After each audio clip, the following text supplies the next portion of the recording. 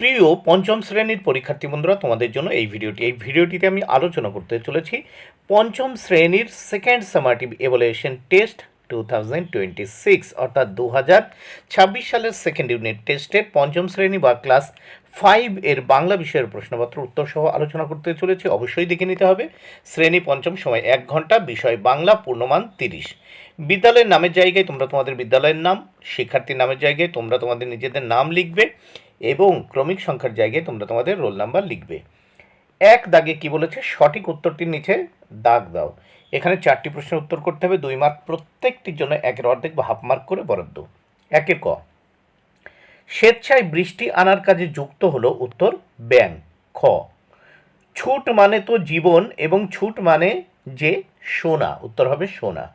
গ, কালো হলো বকুলতলা, কালো চাপার বন, উত্তর হবে চাপার বন। ঘ, ধনাই এর ডান হাতে ছিল, উত্তর মোটা লাঠি, উত্তর হবে মোটা লাঠি। 2 দাগের প্রশ্ন ও তার উত্তর আমরা দেখে নেব। 2 দাগে কি বলেছে, একটি বাক্যে উত্তর দাও। এখানে 3টি প্রশ্ন উত্তর করতে হবে, 3 মার্ক প্রত্যেকটির জন্য 1 মার্ক করে বরাদ্দ। 2-এর ক, সুন্দরবন পশ্চিমবঙ্গের কোন দিকে অবস্থিত, উত্তর সুন্দরবন পশ্চিমবঙ্গের একেবারে দক্ষিণ এবং দক্ষিণ পূর্ব প্রান্তে বঙ্গোপসাগরের কোল ঘেঁষে অবস্থিত। খ, মায়াতরু কবিতার গাছটি সন্ধে হলেই কি করত, উত্তর মায়াতরু কবিতার গাছটি সন্ধে হলেই সন্ধে হলেই দু হাত তুলে ভূতের নাচ জুড়ত। আবার বলছি, মায়াতরু কবিতায় গাছটি সন্ধে হলেই দু হাত তুলে ভূতের নাচ জুড়ত। গ, ফণী মনসার সোনার পাতা কারা নিয়ে গেল, উত্তর ফণী মনসার কাচের পাতাগুলো ঝড়ে ভেঙে যাওয়ার পর সে সোনার পাতা চেয়েছিল, কিন্তু লোভী ডাকাতরা এসে সেই সোনার পাতাগুলো ছিঁড়ে বস্তায় ভরে নিয়ে গিয়েছিল। এবার আমরা 3 দাগের প্রশ্নগুলো দেখব। 2, একটি বাক্যে উত্তর দাও। এখানে দেখো প্রত্যেকটির জন্য 1.5 মার্ক করে বরাদ্দ। 3টি প্রশ্ন উত্তর করতে হবে, 4.5 মার্ক।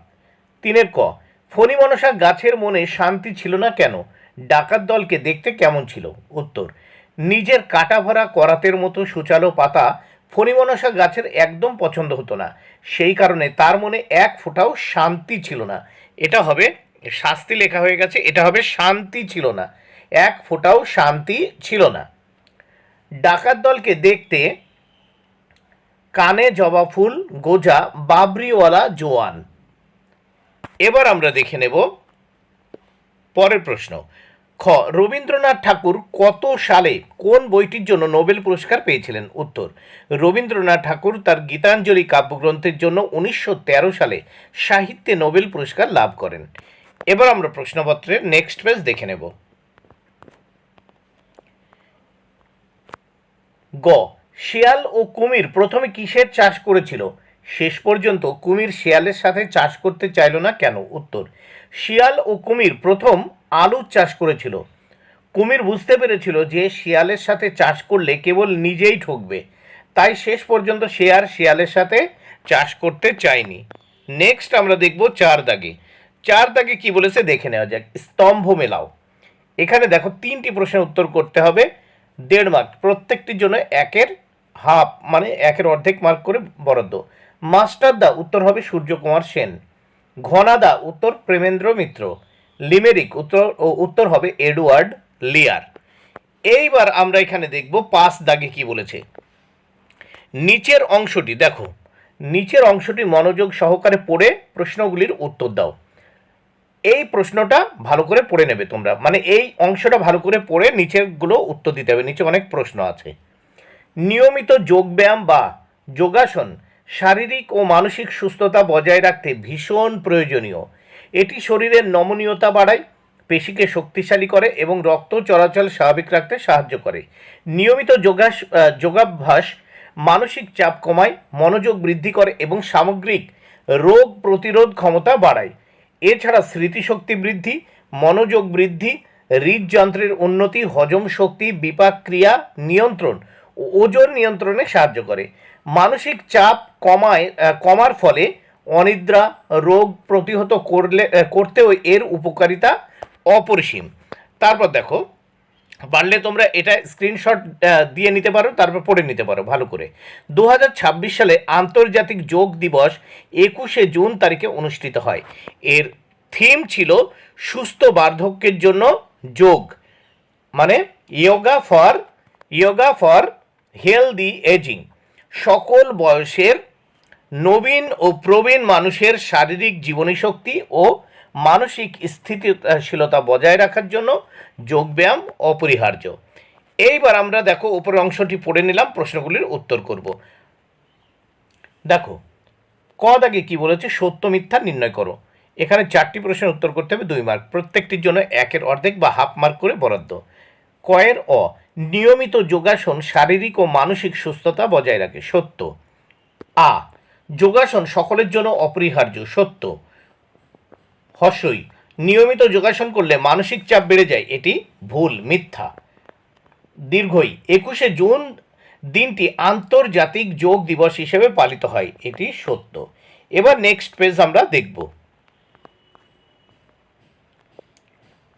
খ দাগ দেখে নেওয়া যাক। খ দাগে কি বলেছে, এক কথায় উত্তর দাও। 2টো প্রশ্ন উত্তর করতে হবে 2 মার্ক, প্রত্যেকটির জন্য 1 মার্ক করে বরাদ্দ। যোগাসনের একটি উপকারিতা লেখো। উত্তর, যোগাসনের একটি প্রধান উপকারিতা হলো এটি আমাদের শরীরকে সুস্থ, সবল ও নমনীয় রাখতে সাহায্য করে।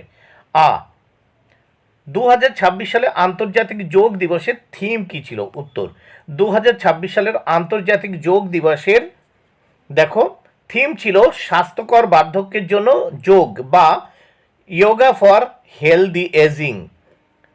দেখো 6-এর ক, নিচের প্রতিটি বাক্যে রেখাঙ্কিত শব্দগুলির পদ নির্ণয় করো। 4টি প্রশ্ন উত্তর করতে হবে, 4টি পদ নির্ণয় করতে হবে, এর জন্য 2 মার্ক বরাদ্দ, প্রত্যেকটির জন্য 1-এর অর্ধেক বা হাফ মার্ক করে বরাদ্দ। তাহলে 6-এর কর অ দেখব আমরা। এবার তুমি আমায় কাচের পাতা দাও। এখানে তুমি হলো সর্বনাম পদ। আ, সকাল হলো যেই একটিও মাস নেই, মাস বিশেষ্য পদ। হর্ষই দাগ, ঘরেতে দুরন্ত ছেলে করে দাপাদাপি, দুরন্ত বিশেষণ পদ। দীর্ঘই, ধনাই সবার আগে, তার বাঁ হাতে কাস্তে আর চট, এই আর হচ্ছে সমুচ্চয়ী অব্যয় পদ। 6 দাগে 6-এর খ, নিচের বাক্যটি ভেঙে 2টি পৃথক বাক্য গড়ো। বলতে দেরি আছে অথচ যেতে দেরি নেই। এখানে 2টো পৃথক বাক্য করলে 2 মার্ক, এই 1 গুণ 1 মানে 1টি করতে হবে, 1 মার্ক বরাদ্দ। তাহলে বলতে দেরি আছে 2 নাম্বার দেখো বাক্য, কিন্তু যেতে দেরি হয় না। নেক্সট আমরা দেখব 6-এর গ। 6-এর গতে কি বলেছে দেখে নেওয়া যাক। নিচের বাক্য দুটিকে জুড়ে একটি বাক্য গঠন করো, এর জন্য 1 মার্ক বরাদ্দ। দেখো তুমি যাও আমি যাব না, এটি দিয়ে একটি বাক্য গঠন করব। দেখো তুমি গেলে আমি যাব না। 7 দাগে এক কথায় প্রকাশ করো। এক কথায় প্রকাশ করতে হবে, 2 মার্ক, প্রত্যেকটির জন্য 1 মার্ক করে বরাদ্দ। বয়স কম যার, অল্প বয়স্ক।